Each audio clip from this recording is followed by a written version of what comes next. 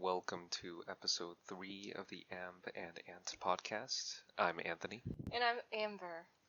and today we are talking about King's Ranking, also known as Osama Rankingu. Osama ranking. Yes. Thank you for that. So, what did you think of the anime? Very disappointed. Yeah, because I've heard so many good things about it, and I've been meaning to watch it when it was still going on weekly, and my friend vouched for this being the best anime in the like I don't know, past 10 years, she would say, because all of the characters are so complex. The story is perfect for kids and adults. So then I went into it thinking oh my god, Wit Studio, Attack on Titan quality animation and choreography. It was not like that. I had very high hopes as well.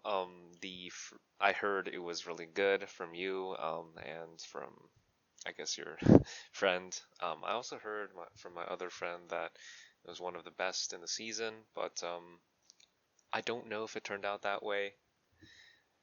I don't know if it's just a drop in quality either. The animation quality was top tier. It wasn't anything to complain about. It was the story. The writing was just strange. It felt really random. Yeah, I couldn't get a good gauge on any character. Other than Bocchi, maybe. Bocchi was just simple. And Kage. But then in the first few episodes, before we get to know more about, I guess, the supporting characters, it was fine. I actually cried every single time, in the first 3 episodes. It was great.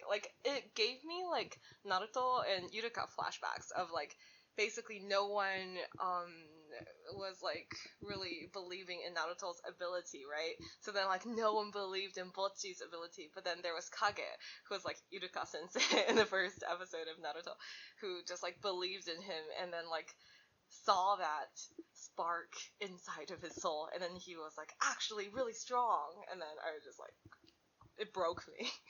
Right. I mean, what I would describe the anime, at least the first 3 episodes, is that it's trying to do something different. The main character is deaf. He's blind. Well, he's not blind, but he's deaf and mute.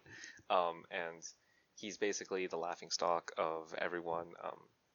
He can read lips, which means he knows what they're saying about him, which makes it a little sadder because there's nothing he can do about it. He's actually just Naruto. Naruto knew that everyone hated him, but then he wanted that attention. So then he just kept on doing random stuff, painting their statues on the mountains and whatnot. Of course, spoilers, but Boji wanted to become the king of his nation. He was, in order to do that, he would need to be really strong. However, in the first 3 episodes, I think we saw him getting continuously beat down when he was dueling Daida.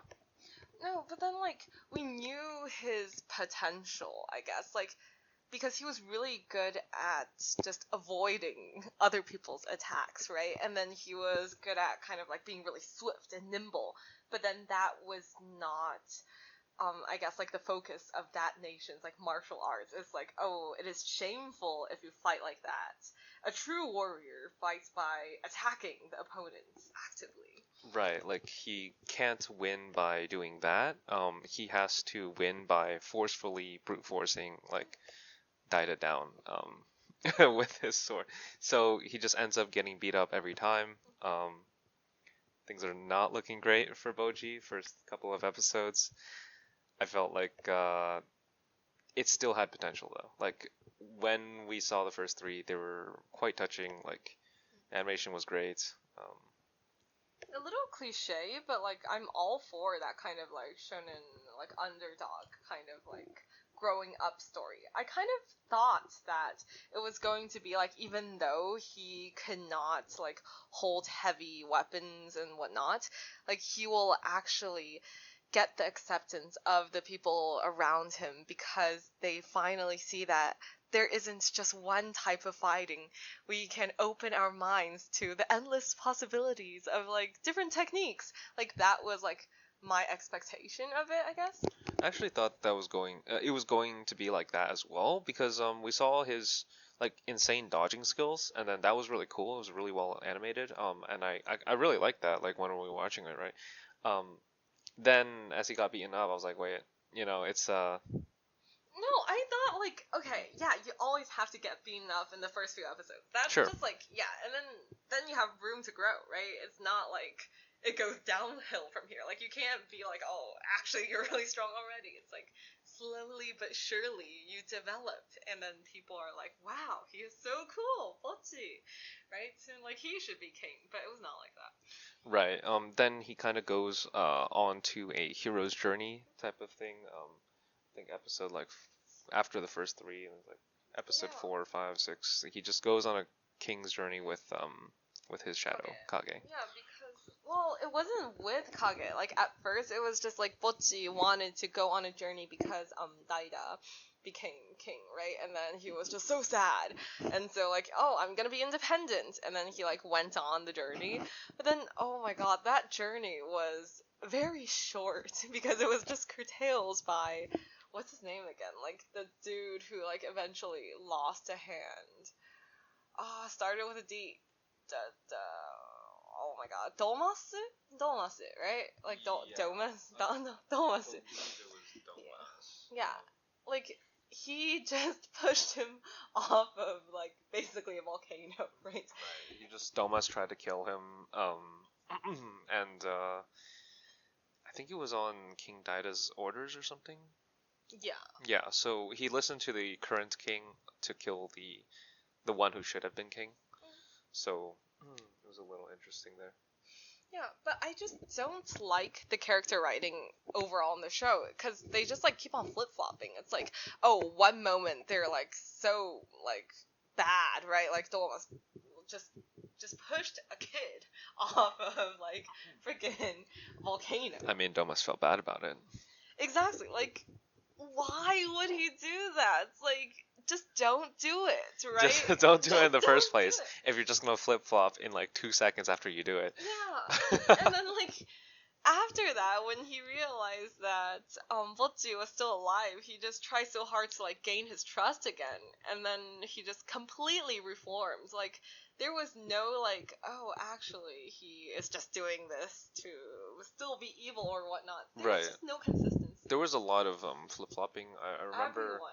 Yeah, everyone flip flopped. So the Appius guy, the Appius guy, the really cool guy in the beginning who threw that spear to save Yeah, Boji. that was so cool. Right, it was really cool. Like you could tell, you kind of gauge the power level, and this guy is like one of the top.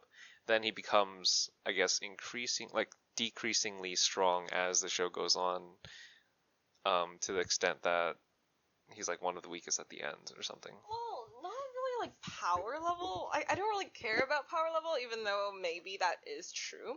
It was just like once he realized that Miranjo is still alive, and then he's like, I don't know, in love with her or something, and then it's like, oh, I must betray the nation now. Like, even though he was like all for like Bocchi and like their kingdom, and just like one thing just like changed sides immediately. It was just stupid. Yeah, so he just flip flops, I think, 2 or 3 times towards the middle and then the end. So first he was on King Boji's side, then he's on Miranjo's side.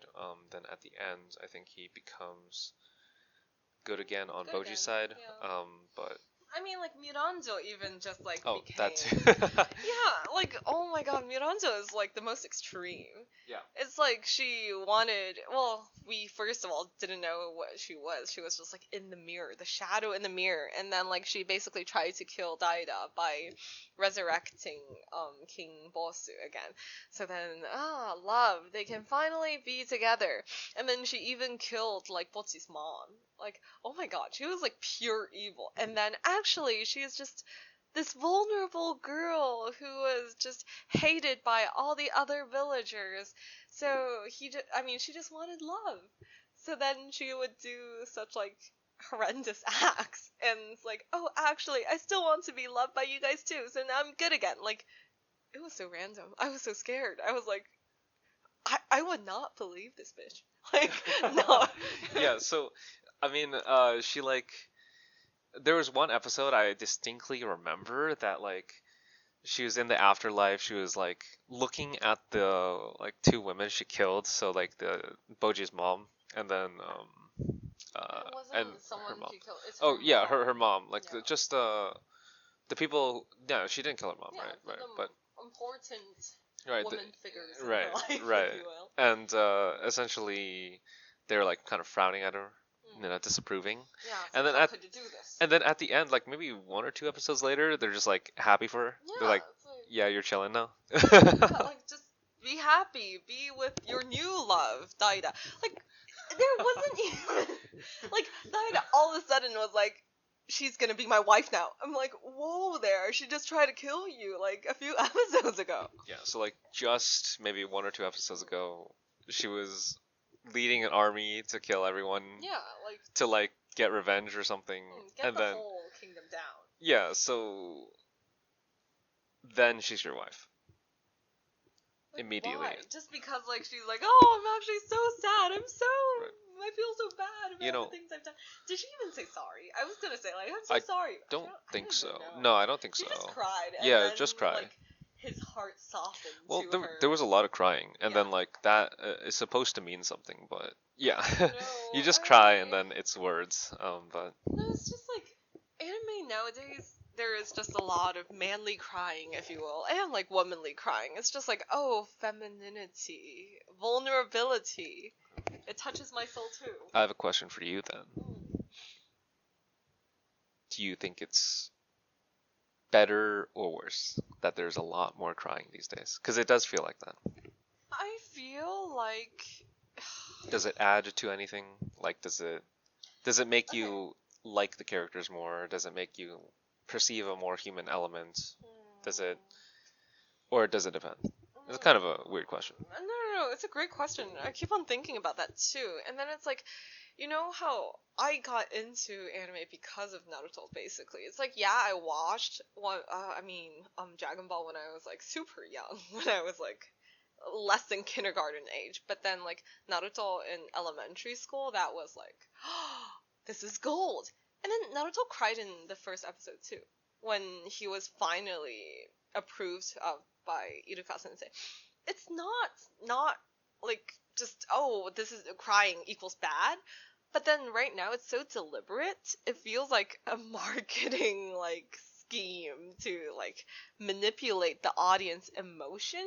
I don't like that. Is it due to the amount of it? Because I remember other animes like One Piece or so. Luffy, I don't think cried much. Yeah, but he did cry. I don't think he cried at all in the first couple of episodes, right? No, Like he didn't. I don't remember that. No, he did. Oh, he did? Shanks. Like when he was younger, and then Shanks lost an arm. Was that the first episode or second? Wait, God. what? Wait, that seems really early then. That is really early. It's like he did cry, but then the crying is so much more valuable. Maybe they're onto something. Okay, yes, see, no. The crying is so much more valuable if it's done only in important moments. You know? It's like this hurts them so much that they are actually crying. Or like this touches their soul so much that they're actually crying. But if there's crying in every single episode, like you're just so like done with the exposure to that, and then you just like grow to be callous and just I don't care about it anymore. Like Right, because it doesn't mean anything if he like cries to everything. yeah.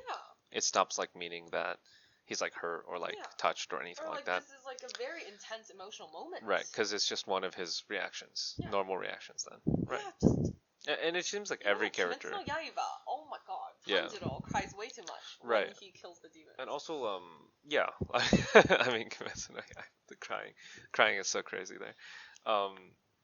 Yeah, these like newer animes, they just use it a lot. Deku cries a lot, but I'm not that bothered by it.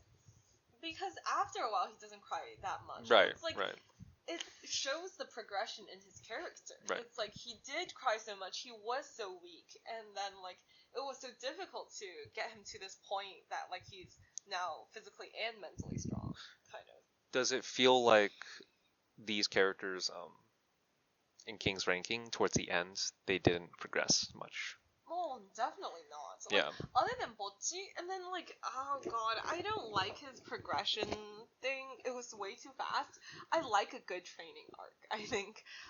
There was one episode they dedicated, right? Exactly. It's too short. It's not a good training arc. Right. So You he became see. he became Zero to massive like hero. The Zero to strongest. hero, the strongest. Yeah, the strongest. In literally. one episode with the addition of like a needle sword. Yeah, because like Bosu was asking like who is the strongest in the world, and it's like it's your son now. It's like whoa there, like why is he all of a sudden so strong? And I hate how we don't really see him fighting. Yes, there are shots of him fighting. Oh, true. But then it was just like in the beginning, like it's just like oh he has this like tiny sword. Oh, seems so weak. Haha, people underestimate him. But then like a boom, the person's not dead, but like the person like fainted, right? It's like, oh, what did he do? What studio? Isn't your animation so good? Your choreography so beautiful? Show me, kind of. Yeah, they skipped the showing part. They kind of like there was one moment where he just waves his sword and then everything is chopped off or everything is like they're just all dead or something. Yeah. Which one? Like, do you know what I'm talking about? Like that? I feel like I do, but yeah, like it doesn't matter. That's why I don't have any recollection of it. It's like, oh wow, he's so strong now. I guess he will save the world. Yeah, it wasn't the kind of show to be like the like One Punch Man type action. It was more of a coming of age story for Boji, and then how he became king. Well, yeah, and then he immediately Oh. said like, no, I don't want to be king. I will make my own kingdom and be king. Yeah, I guess that. Yeah, he wanted to be king of the kingdom so badly, and then after he got it, he realized it wasn't all that great, and then immediately tossed the idea away for Kage, and then made his Like why traveled. did Kage leave at the end? Anyways, it's just like just stay there. It's like oh, even though it pains me so much, I must leave. You're just a masochist then. Like Right. what the heck? No one told you to leave. It seemed like there might have been a little bit of character progression for Boji, but maybe zero for Kage. Yeah. And then like it's like aren't you guys best friends? Like you don't even tell him and then you just leave? Like Yeah, do you not even care? a note. Not even a note. Do you Yeah. even care about the emotional damage that you're causing Butsu? Dude, are you guys actually friends? It's a little weird. It was so strange. Like, all of the characters are just unrealistic and unrelatable because, like, in real life, it's not possible to have your, like, opinions shift so fast. You, like, literally jump around, like, evil, good, like, within a few seconds. And then it's just, their, like, I guess, like, morality and whatnot just does not adhere to, like, common sense. Right. I mean, it seems like everyone's kind of a shade of gray, right? So like, Kage has all these really, really great moments where he's like trying to save Boji like from falling in the volcano. He's like trying to help him out every turn, and then like suddenly after Boji like gets there, he's just like, wait, I'm no longer needed. I will no longer help you. See ya, kid. And then he like tries to be a good guy, but then he's like, people are racist against black dudes, and then and then the Shadow Clan. Okay, people are racist against the Shadow Clan, and then But it's just Kage isn't even like a strong like example because like Kage was just good. It was just like Miranjo and like was Bibbing bad? Bibbing was kind of bad, right? Like that's why he was like defeated by Appius like in the beginning or whatnot. so the thing was with Bebin is like it's The snake unclear. It's unclear whether he was good or bad the entire time, right? He's a snake. He's a snake. That's all I can. He's a charmer of snakes. Yeah, but then it's just like Miranjo especially and like Dolmasu. It's like, oh, I'm so bad that I push you off the thing and actually, oh, I feel so bad about it, so now I'm good. Like that doesn't make sense. Wait, but Bebin, I thought he threw like he started dueling Appius because Appius was trying to leave, right? Oh, no, he was just trying to kill Appius. Like, yeah. Oh, Yeah, because Appius was a supporter of Boji at the time, Yeah, so yeah, then and he was trying to. like, Bibbing too, like, it's just. Right. No, that makes sense now. Yeah. Yes, and then Bebin got defeated, and then Bebin became the good guy, and then Appius became the bad guy, Yeah, I'm just. and then that kind of happened. Constant. Yeah, that kind of happened behind the scenes a little bit. Um, the thing w- the thing I want to cover as well is who is your favorite character? Oh my god. I have mine. You do? Should I go first? Oh my god, definitely. Let me think. Despa. Oh, I was thinking like Despa because he's Dude, funny. he's and hilarious. He's Yeah. funny. Yeah, he's hilarious. Like he's very realistic. Yeah. He needs the money. Yeah, I feel like as well. Like he's not that great at fighting, but he has some tricks. He's very smart and he's like persistent and he's like kind of kind, right? Yeah, He's like a good guy. Yeah. And his character kind of stays consistent throughout. He Yeah. doesn't flip flop that much, right? I don't think he flip flop at all. Yeah. I want to say. He was just kind of like not really like a Well, he has his priorities straight. right. He has priorities. He knows what's up. You know, he wants to save his brother Oaken. And Oaken was. Oh, that's like nightmare material. Yeah, honestly, like Oaken was the unbeatable bad, that got taken out by Bullshit. boss, and then like a ball. right, he got crushed into a ball, and then later on, he got like stuck into a stone. Then he got his head chopped up and thrown into a lake, eaten by a fish. It's like Oaken was super strong for so many episodes, then he just gets like tossed around like nothing, which is quite interesting. The power scaling is a little interesting. Yeah, so you got the previous like what is it, Bird King? Let's just call him Bird King, dude. The Bird King dude just takes him out like it's nothing. Like I'm sure he's like recovering and stuff, but nobody else was able to touch him even when he was recovering. Yeah. And then he just like throws his head miles away to the lake. Yeah. And then like, isn't it like when they were fighting Ulk in the beginning, like if he has a body part flying over, doesn't he just like get it back with like black webs or something? But then not that time. Like I don't get it. Right, not this time, I guess. Because it's whatever reason, yeah, it's a little mixed up. So it's either I guess in terms of power scaling, it's a little unclear because Apias looked really cool in the beginning. He became really weak at the end. Nobody, like even all like four of them working together, could not touch Oaken, and even when Oaken was like kind of defeated, they still couldn't. And then Daida as King Boss as Daida crushes him into a ball and then like defeats him like that. That was a cool episode. I like that one. Yeah, that's like cool to look at, but then Right. oh, God, I just feel like my biggest issue with this is that it is trying to be complex. It is trying to be like, oh, morally gray characters and whatnot.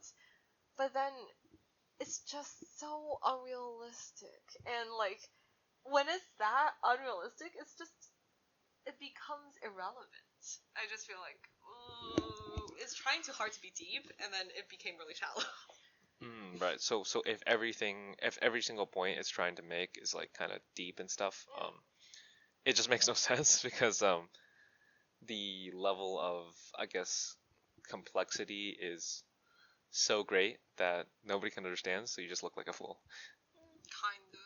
So I just, again, it's disappointing because like it had great potential. It's like if it went with the very straightforward route of like, oh, this hero just underdog, like oh, growing stronger and stronger. That I'm also okay with. Or like if you want to go deep, then you should actually be more like philosophical and like human. Could be like everything everywhere all at once, you know? You don't have to go like the fighting route. Yeah. You know, they kind of didn't really. Yeah, they did not. Yeah, so basically that was our episode 1, Everywhere Everything All at Once. If you didn't see that, go ahead and check it out. Well, yes, you should, because that was better than this show. And then I feel like I had way more like thoughts and like personal connections with it as well. This was just I don't know, so much just potential and nothing really like realized. There was a lot of places where I felt like it could have been more satisfying. It just like kind of it went so random that it kind of killed the satisfaction of like a great anime. Like because we were just talking about Odd Taxi as well, episode 2. Odd Taxi was pretty satisfying at the end. So yeah, maybe it's the pacing. So then, like, everything just felt like there are no stakes. Like, the fighting is just like, oh my god, the kingdom is in grave danger. People are coming over to just, like, kill everyone in this kingdom. What to do? But then at the same time, it was kind of like, oh, all of a sudden, these people are like, oh yeah, we're good. We're all just gonna leave now. It was like, oh, okay. Where are the stakes? What is going on? Yeah, it seemed like at a drop of a hat, everyone was like, "Oh, we're chilling now. We're actually good. You know, we're not fighting each other anymore. We're friends. You know, at just one command. Yeah. No hard feelings. You know, no damage done. The guy who lost an eye is all good with that. Yeah, like, didn't he, like, lose an eye and a foot? Oh yeah, that's Oh my god. Like, that whole thing was just, like, very just, oh, no stakes, too. It was just because, like, Queen Healing, like, had the power of healing, right? So it's kind of like, oh. Queen Healing. Yeah, exactly. So then it's like, oh, so she can just automatically, real fast, patch it right up, and then you're just, like, good to fight again. Immediately. It was just, why? You're chilling. Yeah, exactly. And, like, the person, like, Dolomasa, like, chopped one hand off because, like, oh, he felt so bad. And then he just has a mechanical hand with, like, no just, like, healing period. You don't have to go into, like, habilitation and whatnot. Or, like, you don't need that. Like, it's just... You're just it's like chilling. yeah. It's like a new hand. Go for it. You can fight now.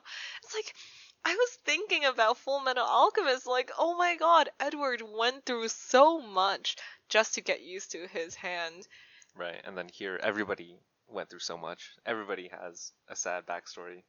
So there are like no stakes involved because everyone has one. No, it's just like everything was just like the time is just not relatable. Like I cannot feel the like hardship. I cannot feel the like effort to do anything. It's like so magical. I guess like it's just like too fantastical for me to actually feel connected to the story. So then it was just not enjoyable at one point. But yeah. It seemed really random as well because there's just so many situations where Queen Healing ran out of mana, but then she could just kind of drink some mana potions, I guess, and then she's chilling and then healing everyone again, and then just rinse and repeat until everyone's good again. Nobody really dies, I think. Yeah, no one. I think. Boss finally died. Yeah, boss died. Yeah. Who else? I think that's about it, right? I can't really think of anyone. Yeah. It's like as long as they're alive, like they can just automatically be recharged. But yeah, going back to the like thing about just everyone having a sad backstory, it's like I did cry like when I first like heard about Kage's backstory, like his mom kind of died protecting him, and then it was just like his whole clan was just being targeted as a race thing, I guess. But then it's just like, oh yeah, I felt that. But then like when Miranjo was like, oh yeah, they're also, like they have like magical powers, and then their clan was also targeted and whatnot. It's like, I've seen this. I don't care anymore. Like my emotion is like sapped, so I cannot like, I don't know, feel for her as well. Right. I can imagine that like in a longer anime series such as like One Piece, you can have it a little bit more spread out so that like it's not hitting you all the time. Because I remember, in I guess most people know One Piece, but in One Piece, all the crew members kind of have sad backstories as well, or just like tragic situations happen, and you kind of feel it for them because you kind of it's more spread out, so you kind of get to digest one character first. A lot of other action, with real stakes kind of happen, and then onto the next character. So yeah, you're just like taking it slowly. You take it more slow. Yeah, like this feels like you're being force-fed all the emotions all at once, all up front. Then it kind of dampens the effect of Mm. every single scene. Yeah. It's just increasingly less impactful, and then it's like, oh, I cannot be sad anymore. Like there is just too much exposure again. I just don't like any character because you ask that question about like, oh, who's your favorite character? Like now that I'm like being reminded of all the shit that happened, I'm just like, oh, every character is just kind of like bland. Yeah, I was gonna get back to that, right? Yeah. Like if every character, I guess, except with the exception of Despa, every character is kind of flip floppy, kind of gray area, kind of like you don't exactly know what's going on because if they're good or bad, if they're like how good to like what extent are they good or bad, and to what extent um like are they powerful or not powerful or impactful or not impactful.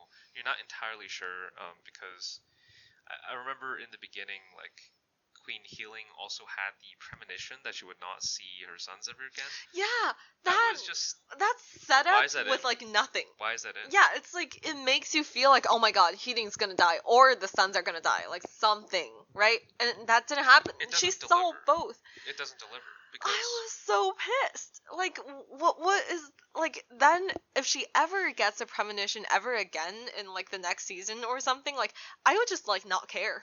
it just doesn't matter because It betrayed me. yeah, so you're betrayed, huh? Yeah, like I was so angry.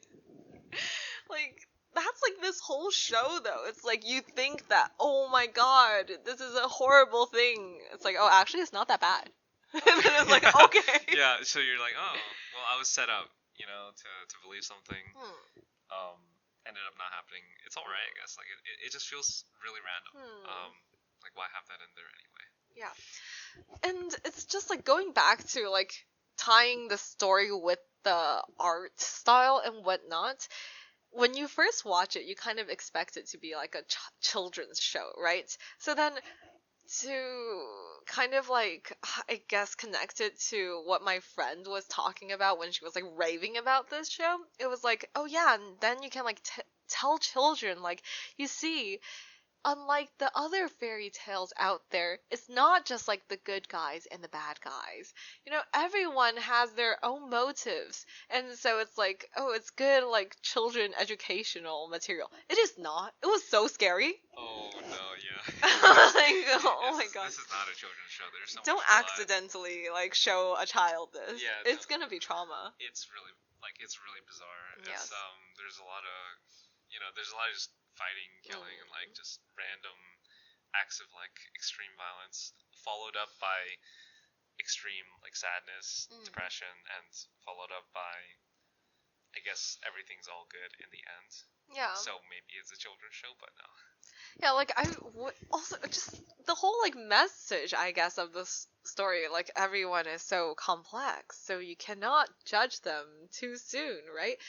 I don't want my child to believe that. Like, then they would just feel like everything is meaningless. Like, I don't need to believe in anything because everything can just change the next second. Like, that is not a good thing to teach your child. Right. The reason why I really like shonen, I guess in general, does this count?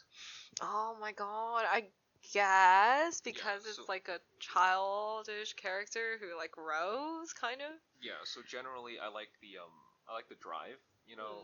I like the character development. I like the powers. But wait.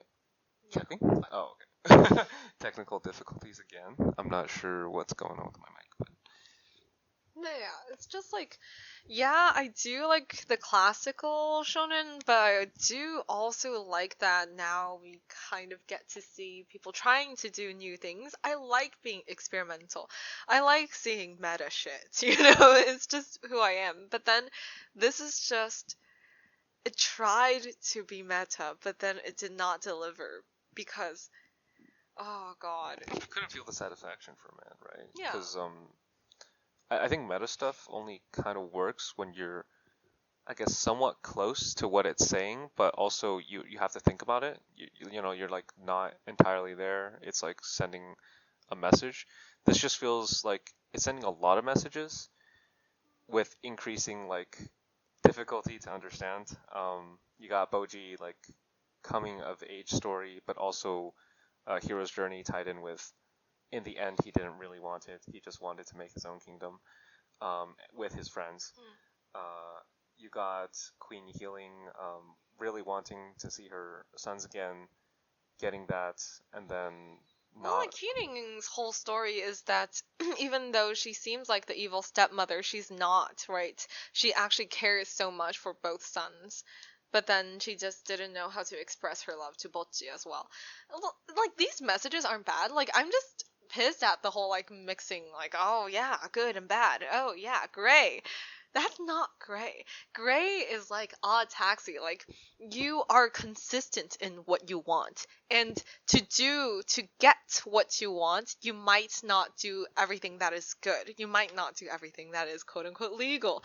Like, that is grayness. Right. Let me rephrase. I guess in normal shonens, I'm just thinking in terms of like the big like Naruto, One Piece. You see kind of every character develop as the show goes on.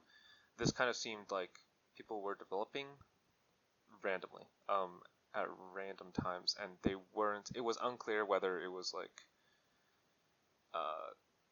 it was just like a flip flop rather than like. I think Boji kind of developed, but the other characters, I don't think so. Yeah, like As much. Again, it's like development. Yes, I would like to see everyone developing, but it's like if there isn't, it's fine. But it's just everyone had way too much going on. It's like Heating is also actually in love with like Doruse or something, right? Like the person who lost an eye. And then like, oh, but the other person is like in love with Miranjo, and like now like Daida is in love with Miranjo. It's like that's not even development. It's just random facts. Yeah. Oh, boom, this happened. Miranjo Be is ready. also, like, I saw the big they had like one episode where we saw Miranjo's backstory with King Boss. Yeah. And she was like really in love with him as well. Yeah. So it was just a lot of not exact like it, I don't even it's like random facts, right? It's not exactly character development. It's not exactly and just it's like not real human connection. You Right. don't feel it. You don't like empathize with them. You're just like, oh, cool, good to know. I guess y'all are in love. yeah, but I guess overall King's ranking was like about a 5 out of 10 for me, just due to like all of these. Oh, just like giving it a rating is actually so difficult because Giving it a ranking. okay, rank no. But like rating is actually so difficult because like the animation quality was great. Like I still love Wit Studio. I like what they did about like mixing 2D and 3D animation. And I like how it's like everyone was like in a very like simplistic like style and whatnot.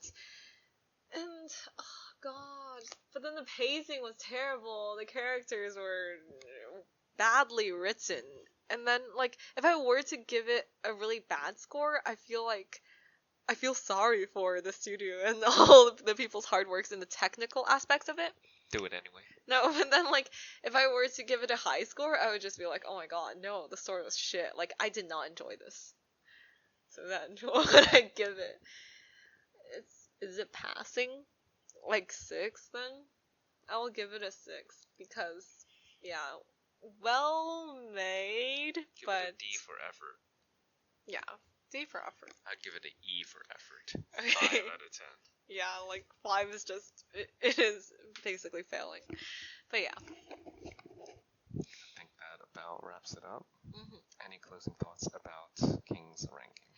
I do not know if I would watch the second season. Are they coming out with the second season? I feel like they will be because like I hear everyone calling this like season 1, so I'm assuming like are we gonna see like Bocchi finally developing his own kingdom? Like I mean that sounds cool and all. I'm still down to watch it on like 2x speed or something. Just speed through it real quick. That's why also like I feel like it's not failing. Like we watched the whole thing. We like DNF like no like did not finish like most things that we started. We finished this. Right, exactly. Like we drop animes like that, right? Yeah. Like if it doesn't pique your interest, I remember we watched some of the Assassins one. Oh my It god, just like it was bad. it failed, Yeah. right? Like we couldn't like pay attention. Yeah, I cannot fail this. Like we watched it. Right. Yeah, but I didn't like it. Like, oh, feel mixed. 5 out of 9 for me. Okay. I don't give tens. Okay. 6 out of 10. Yes. All right. That about wraps it up.